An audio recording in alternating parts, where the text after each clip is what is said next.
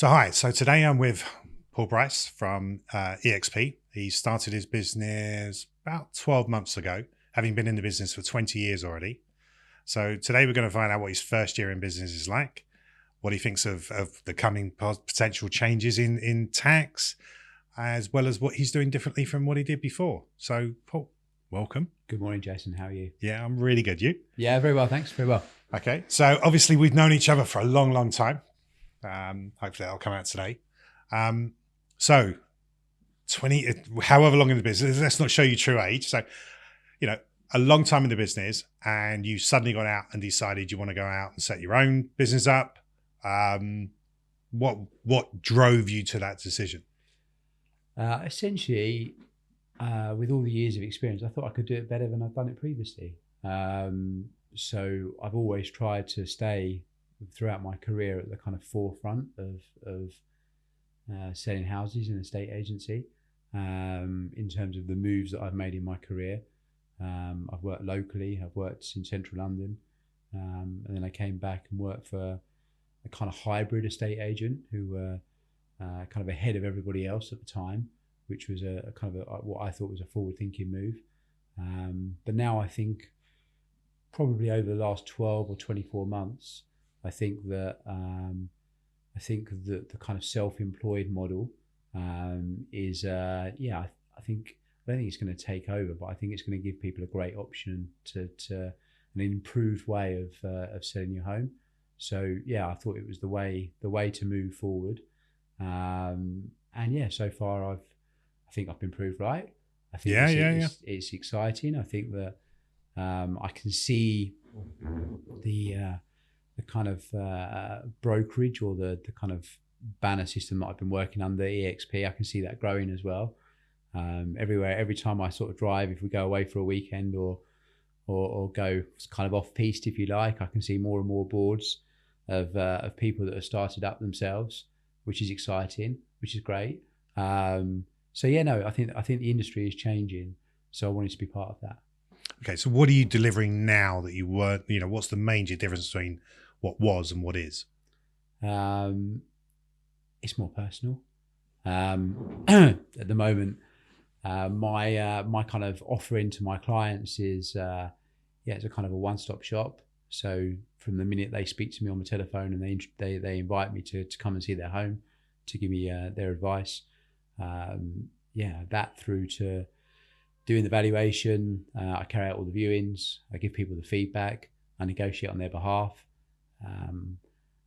I agree a sale, hopefully, and then I deal with all the issues and the challenges along the way, which there are a lot of. And I just think that stands out ahead of the kind of typical estate agency model in the UK. I think is very dated, and I think there's no personal service anymore, is there? No, I think and I think people are becoming more aware that they are one of 40 or 50 other people or other instructions on an estate agent's books. And I think that, it's almost well known now that you typically get your kind of head person in the office, the valuer, to come out and value your home. And as the owner, you buy into that person and then they disappear. So it's kind of like, this is what you kind of could have won, but you're not actually getting that. You then get the junior people to come and do the viewings and negotiate on your behalf, which that's the most important part. So that's the thing that realizes your value in your home is the ability of the person that's doing the viewings and negotiating. So I think that makes a huge difference. I think people are realizing now that I think they're being given a choice, and I think that it's being done all over the UK. And I think as owners, people, I don't know, they want to give the opportunity to somebody that has kind of stepped free and done it themselves and is doing it off their own back and who's innovative and more excited and more invested is the word. I think the other thing, having known you for a long time, having you've bought and sold a few of our houses over the last number of years, you are frustratingly honest. And what I mean by that is Well, you listen, you know what I mean. The reality is I can have 3 agents come around my house. They'll all tell me what I want to hear. They'll all tell me the price I want to hear. And I know that I'm going to get that reduced in 6 weeks' time when they say, well, it didn't go that way, did it? And there was that, obviously that BBC series that caught a few of them doing it.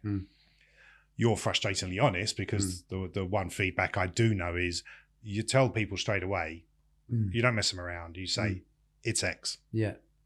And in my own personal experience, that's never been proved wrong. I mean, sometimes it's wrong because it's but yeah, 90% of the time, 95% of the time it's right, because the market is the market. But it's you know, the kind of old-fashioned way, is that, you know, these guys that are valuing houses for the larger corporates or larger corporate companies, they're targeted on getting 15 or 20 houses on the market. And actually, as long as they tie you into a long enough contract, they don't actually care what it sells for, because the whole kind of strategy is get it on. If it doesn't sell, we don't get any viewers, we'll just reduce it. But that's not actually the best strategy for the vendor.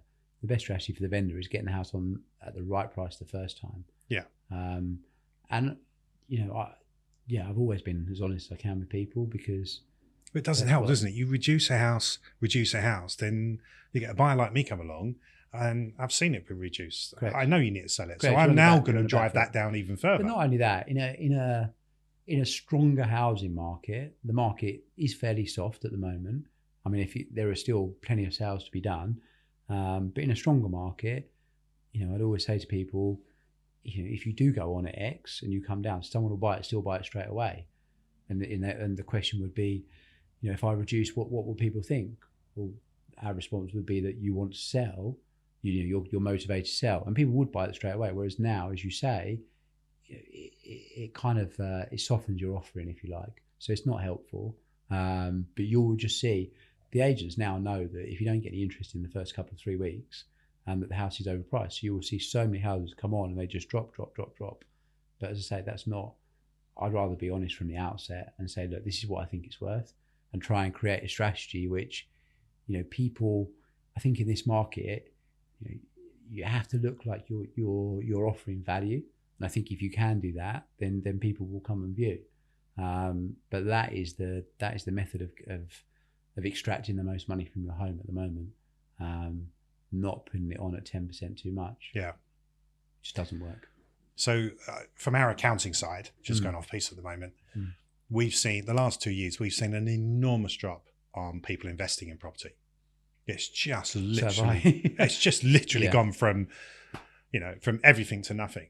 And again, you know, from our perspective, we would not recommend people do it. The return on capital, the return on investment just isn't there anymore, which then seems to go in contrast with what the government are trying to achieve to help renters, because the problem is the rental market's, you know, the demand on rentals now has driven the price up over the last 2 years. Yeah, hugely inflated again, aren't they? Yeah. I mean, that's not going to come back unless they bring something back. That investment in property is dead. No, and more people are trying to sell their assets. I remember going back sort of 15 years, if you had a house or a property at 250, 300, probably half the people that would inquire about the house would be buy-to-let investors. Whereas now, I remember having a conversation with a mortgage advisor that I work with, and I did actually have an inquiry for somebody who wanted to use it as a buy-to-let, this house. And he said, that's the first one I've had for 6 months.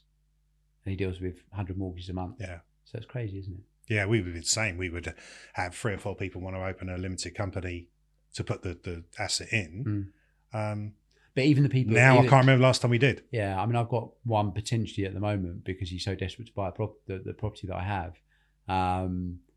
But you always have in the back of your mind, you have a conversation and they're kind of quite gung-ho about it. And we're going to do this. I'm going to speak to my financial advisor on Monday. And then you get the feeling that they probably are... You don't get too excited about it because you know that they're going to find out how expensive it is. It's a completely different planet. Yeah, absolutely. Okay, so let's go back 12 months. You just, you know, literally, this is the scary part for anyone starting a business. First 8 weeks, you know, have I made the right decision? Am I going in the right direction? You know, what was it like for you for that? Because it was just before Christmas, so really not much you can do other than set the business up. What was your biggest concerns going into it? My concern. This is like brutally honest. My concern was obviously not getting the vendors, not getting the people to want you to sell their house, which was a weird thing because before I set it up, I was quite excited about it, and deep down I knew it'd work, but you always have a bit of self-doubt. However, I think probably the first couple of months were a bit slow, and then all of a sudden things started to snowball, and little things happen. I reckon probably, I don't know, at least once every 48 hours, or maybe even once every 24 hours, something different happens, and you're like, that's great, and you'll get a phone call, and you just someone's found your details online, or someone's told you someone and pass your details on, and then an old connection has been made. So it's been exciting. How long was it before you got your first deal, first exchange? The first exchange and the first sale. The first sale, I met some people that I dealt with historically. I'm going to tell you the where and when. Is that all right? I met them in Aldi by the fruit and vegetable section. As you do. And they just said, "Oh, my mother's thinking about moving," and I said, "When she's doing it?" And all of a sudden, it became a bit of a rush to try and get everything in line so that I could accommodate her and move her. We put the house on competitively. I think we got 10 or 15 viewings on it straight away. Probably even a bit of a stronger market even just then than it is now. Sold the house for over asking price. And like always, it probably took 2 or 3 months to complete. And then it's been kind of steady flow, increasing since then, really. Okay. So, we spoke about EXP earlier. When you first start out, obviously there's lots of options, franchises, start your own. What attracted you to join EXP at the beginning? There are a number of models that are available, and an increasing number of models. They seemed the most established kind of worldwide, not just in the UK. I spoke to the guy that headed it up in the UK and was pretty impressed with what Adam had to say. But probably it was mainly due, this was just after Christmas, start of this year actually. I met with a chap called Jack, who is working in Warham. He'd done it for 3 years. He's a bit younger than me, but his sort of career path was similar in terms of working for the same corporate agent in London. And Jack, I've been following on social media for maybe the best part of a year. And I just, within 3 or 4 minutes of sitting with Jack, I was kind of like, yeah, I can do this, and I want to do this the same as you. And actually, there'll be a bit of crossover in what we do. His phone was literally ringing every 2 seconds.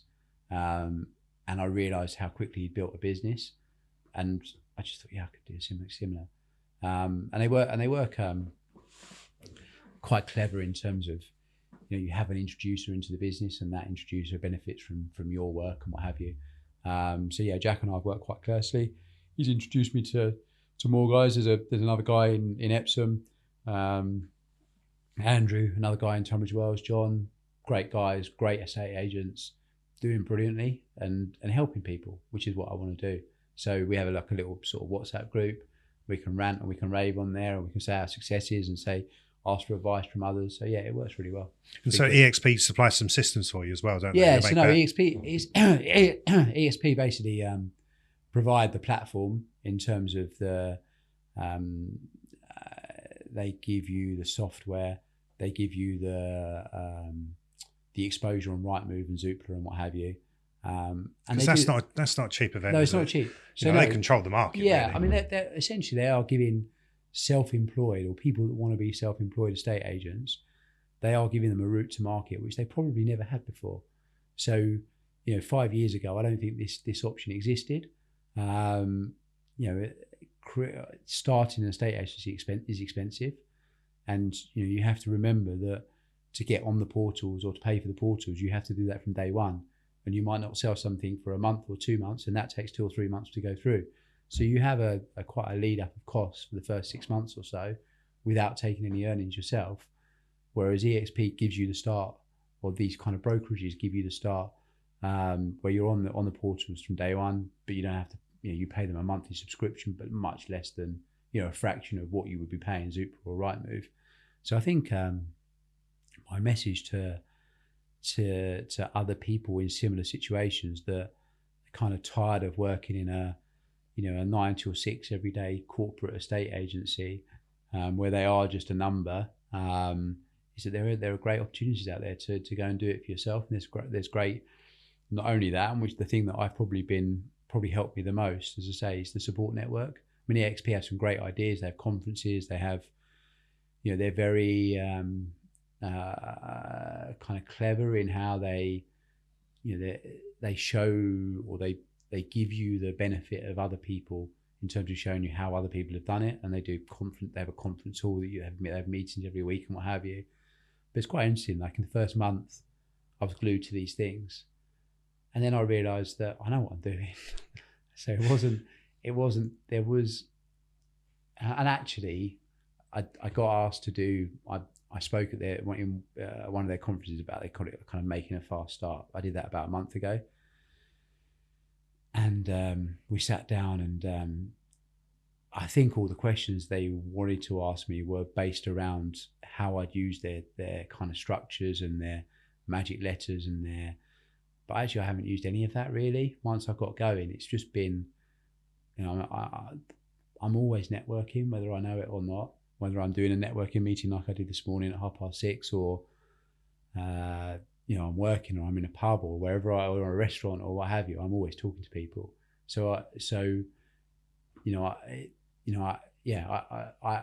I've done it previously, and I have that ability to be able to gain traction pretty quickly. Which is what. So when you first mentioned EXP to me, I got to say, you know me, I'm not a fan. I prefer to be in control of my own destiny, and as soon as you go into someone else's brand, you kind of got restrictions. However, I have to say, having watched you over the last 12 months, I've totally changed my mind. I tell you what, the main reason is, I'm always on at you about make sure you're working on the business. Yeah. It doesn't have to be 1 day a week. It just has to be the fault a day, whether it's getting the Google review, whether it's making sure that if there is a job that be done, if you can get that done somewhere else and you focus on sales, great, no problem at all. But what's become evident is EXP do work on your business for you, because as you said, rather than the Zoopla and the Rightmove, that's done. The system that you need set up of what CRM system you're going to use, done. And so, they provided, the email, done. And these are all elements that you would have to set up within business that actually you can just hit the ground running. Yeah. I mean, what's funny is kind of looking back previously, like the website, if people look on my website or they look at, other guys that are doing the same, the website is very, very simple, but it works. Yeah. It just tells you a little bit about, it tells people that are looking at you a little bit about the person. It shows you the properties they sell, it shows you the properties they've sold, and it shows you what people think of them, and then it gives you an opportunity to talk to EXP, and the areas that you cover, But I think historically you would spend so long sort of procrastinating about, does this look right? Does that look right? Should we include this? Should we look? And actually, get on with it. Yeah, get on with it and go out there and do it and be yourself and be the best version of yourself. Be positive, be excited, and people are buying you. They're, yes, that the website is a first impression, and yes, you're trying to improve all these different things all the time, but don't worry too much about it. And I think that's one of the big messages. I did attend one of the conferences in Birmingham with a couple of friends, and they had their marketing manager, their worldwide marketing manager, and I think they're in like 24, 26 countries at the moment, EXP. And she was just saying, be yourself, be your best. And it doesn't matter if you mess up or you just be you. And okay, I think, but actually, now I'm going to contradict you here. Go. Because when you first started, you definitely have embarked on a different type of you've embraced social media, you've embraced video. It's definitely different to the way you ever used to do it. You know, when it comes up on my feed, I'm really interested in seeing these kind of internal houses. And you've got some great houses is up for at the moment, especially. Thank you. However, to contradict what you just said, when you first started, you did everything but get in the video. Yeah. And it was only from us all having a go at you and saying, get your butt in that video. And to be honest, I still need to do more. So the kind of the small wins or the wins that I've had so far have been based around the networking and the amount of people that I know and the amount of people that I've helped previously. But no, I still need to embrace more. I still need to embrace it more. And that's something that in the next year, I hope to do more of. It was a big jump. I get the stepped process. You know, the first one was just a video of the house. Then, you know, I, along with a lot of other people, convinced actually you should be in it. Yeah, it's very easy to just say, no, I'm not and feeling very well today. You started off by putting yourself in a seat in the corner, reading a paper, or you wouldn't talk. Having a cup of tea, Now you're full on. Now you are in there. Now you are explaining the benefits of these houses. Yes. And what an improvement. Yeah, and I've had texts from people where they don't want to buy or sell anything. They just say, look, seeing your videos, it looks great, well done. It's really nice. So it's just small wins all the time. So what's next? Where are you working with some marketing people now to sort of develop that into a next stage? Yeah, so I have a chap called Richard who's been really helpful with developing my marketing and developing the kind of brand, if you like. And then I've just employed a lady called Alex to help me with my social media, because again, it's just delegation is becoming increasingly important for me. Just trying to get people that I know that can do things better than I can to do those things while I do the important things. I mean, that's a fantastic point. You know, one of the biggest things I see when someone starts a new business is they want to do everything and they don't want to spend that penny, you know, getting someone else to do something. But the reality is someone else can do something better than you. Yes. Yeah. You can do what you do better than them. Yeah. And the reality is you should be out there finding new client tomorrow, new customer. Yeah, I think I've learned that. I think I knew that because in my previous roles, I've always delegated. But when it's your own money and I think, as you say, I think it's different. However, it's really important. And I think you've just got to run with it and go, right, this is the trajectory is great. So how can we keep improving it? And, you know, in terms of the social media side, one of the big things EXP are kind of keen on is you know that creating that self brand, which I haven't really done. I've done a bit of it, but not enough of it. So as you say, like the videos when you put them out, they're good. Call rubbish on that, because I mean the reality is you saying this morning, you're networking all the time. Yeah. Okay, and the only reason you have as many houses on at the moment is because you've always worked on your brand. Yes. Whether subconsciously you've always done it. I guess so. Yeah. You've always had time for people. Yeah. And you've always been straight with people. Yeah. And I think now you're benefiting from it. You're just not seeing it. Yeah. No, I think you're right. I think sometimes you self-doubt yourself a little bit, and you don't. You know, in life you reap the rewards of what you do, and I will always, even the last 2 nights, there is what goes with the kind of the good parts of the get some nice houses on the market and trying to sell them. There's so much admin in the background, and even people that say, look, Paul, I need a favour. I need a valuation for the purposes of divorce. I need it tomorrow. And you're sitting there watching football or something like that in the evening. You're like, right, okay, like send me this. What do you need? And you jump on the laptop and you do it. And they're the things that I've always done, because that's the type of person I am. And you say sometimes you reap the benefits later on. So 12 months in, you've got most situations all sorted. You've got the marketing sorted. Obviously, you've got the accounts sorted. Yeah, naturally, yeah. Where do you see next year going? Have you set some targets for yourself, or is it just keep climbing and going? Keep climbing and going. Rightfully or wrongfully, I've never been one to say I want to do 100. Someone asked me at the networking meeting, how many houses do you think you're going to sell this year? And I said, I like to think it'd be 50, which is kind of one a week, which from a cold start is fabulous. I mean, I don't know, that's those figures to people that are listening to this, and no one has interpretation of what's good or what's bad, right? So I don't really set myself a target per se. you know when you sit down at the end of the month, you can feel, and you know when you look at the figures if you're improving, and you're always, or I am always going to put as much as I possibly can into it to continue to do that. So just see where it takes us. But I want to continue growing that team of people that I trust around me. So yeah, it's just, and they're the important things that I can kind of bring people along with me on the journey, if you like, as well. So I think the key thing next year will be trying to get somebody to help me with the key part of the business, which is the viewings and the sales, and because there's part of growing the business, but actually part of the fact that you've got young children. One of the biggest aspects I found in business, you don't want to take that holiday because then you feel you're coming away from the business. Yes. But actually, every time I've taken a holiday, I've had a new idea, a new concept, I've seen the faults in the business. Yeah. And it's one of those things where you're right. You need that backup support. To enable you to have that free thinking of make sure you can do it. Yeah, no, definitely. So, yeah, I think the challenge next year is to bring somebody on board, but not dilute what I'm doing. Yeah. To make sure that they have the same sort of morals and beliefs that I do, and that they're fully invested in the people, invested in the clients, because everything else will come from that. So yeah, that's the challenge next year. Excellent. Well, thanks for joining us today. If you don't mind, we'll get you back in 6-7 months in series 2. Let's see how you're doing. See how it's changed from then till now. But thank you for coming in today. Really appreciate it. My pleasure. Enjoyed it. Thank you very much. All right. Good luck. Thank you very much.